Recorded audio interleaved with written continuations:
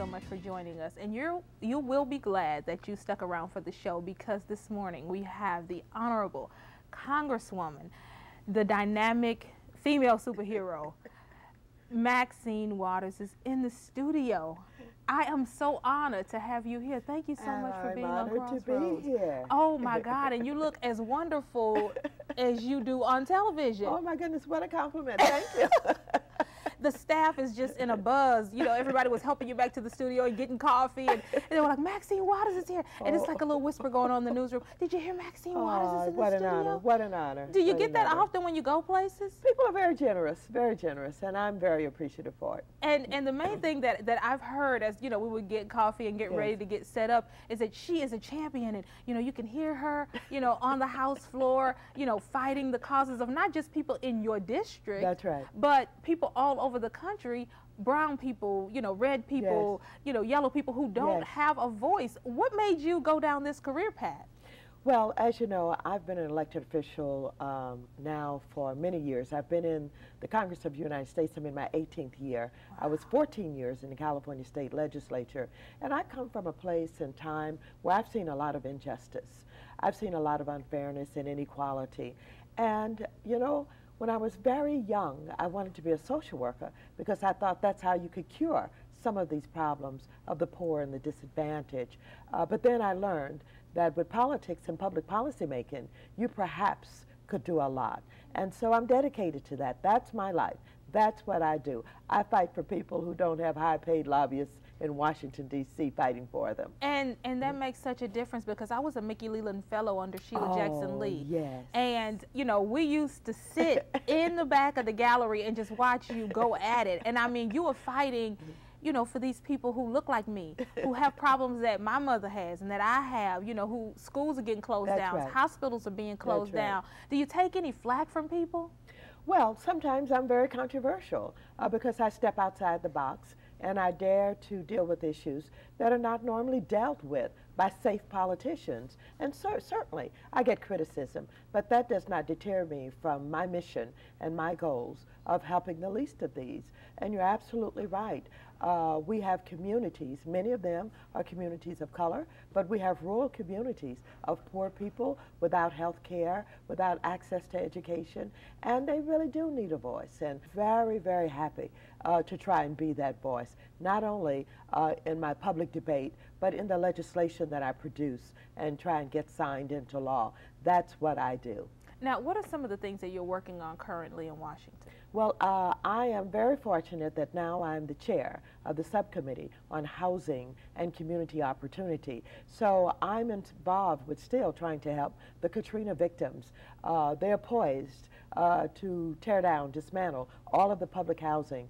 Yet you have homelessness that's doubled in New Orleans, and you have people who are still out there living in Dallas and Houston and Atlanta that want to come home, that don't have places to come to, and there are no rental units. And to tear down over 4,000 units of public housing is unconscionable. So we're fighting that. Was just on the phone with the Housing Secretary, Mr. Jackson, where we had a little confrontation. We had words about what's going on. I have legislation, and I'm going to try and do something in the continuing resolution that's coming up to stop them from dismantling this housing. But I'm working on housing issues. I promote low and moderate income housing. I deal with the problems of public housing developments, and right now I'm focused on this terrible crisis that we have in this country where people are losing their homes.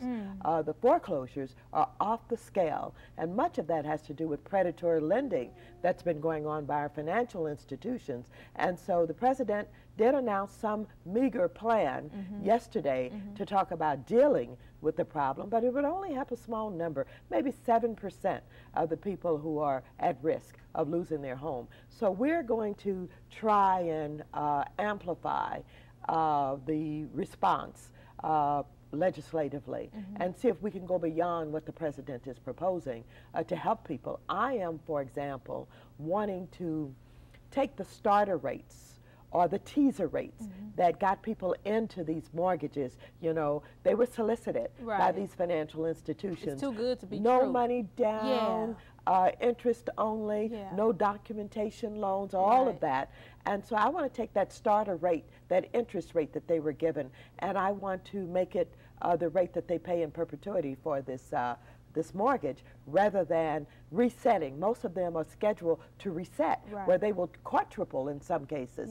And so if we can maintain that starter or that teaser rate through the life of the loan, I think many of these people could afford their homes and stay in their homes, and that's one of the things I'm going to focus on. And you sound so passionate about it, and you're passionate about everything.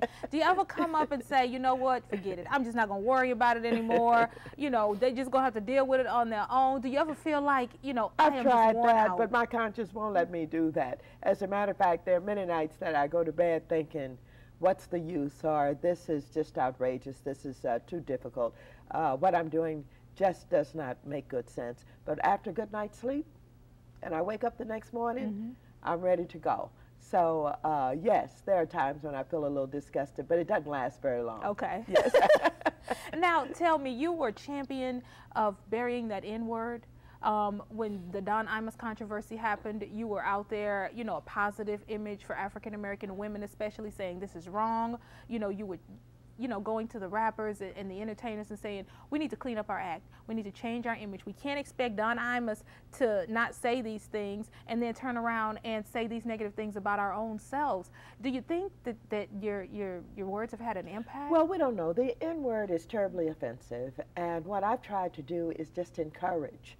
You can't legislate it. You can't make people do anything, but I think, you know, helping to educate, particularly some of our young creative artists, about the origin of the word and how really negative and demeaning it is, may go a long way. I'm very pleased and hopeful for some of our younger people. If you take a look at what happened with Gina 6 and the response to that, some of our young people were learning for the first time that there were still people who have thoughts of lynching and who throw nooses across trees and, you know, do the kinds of things that they thought had stopped a long time ago. And so I am convinced that with that incident, that there's a new chapter that's going to be written in the civil rights movement. And along with that, further discussion about the N-word. And I think a lot of young people will back away from that. It's going to be an education process. It's not going to come easy. But of course, I think that in the final analysis, we've always been able to overcome some of the most difficult times in our lives. And we can overcome some of this negativity also. Now, you have a lot going on. You're in Congress, Yes. you know, champion for everybody, not just your home state of California, you know, civil causes, civic causes. What do you want your legacy to be when it's all said and done? Well, I suppose I want my legacy to be that the people blessed me with the opportunity to serve, and I represented them honorably, that I was a voice, that I was not afraid, that I had the courage to stand up for them. That's how I would like to be thought of, you know, at my work. Now, presidential election is coming up. You know, I had to ask you this. I know. If you had to vote today, how could you cast your ballot? Well, you know that I have not signed on to anybody's campaign. I know, that's why I'm asking you. I know, and it will not be unveiled here today. I wanted to break ground today on Crossroads. Oh, my goodness. Ooh, can't do that today, but I want you to know that I am watching very carefully, and I'm listening.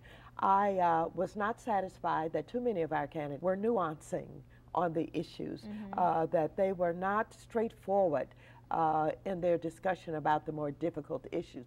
Now we're getting closer to the time where we're going to be in early primaries, and they're up against the wall, and some of these issues are being forced in ways that they've got to talk about them, and we will really find out where they stand. And so we have time, and you will hear what I'm going to do, and I'm looking forward to getting involved, and I do think that we have a lot of good potential nominees that we're seeing unfold before our very eyes.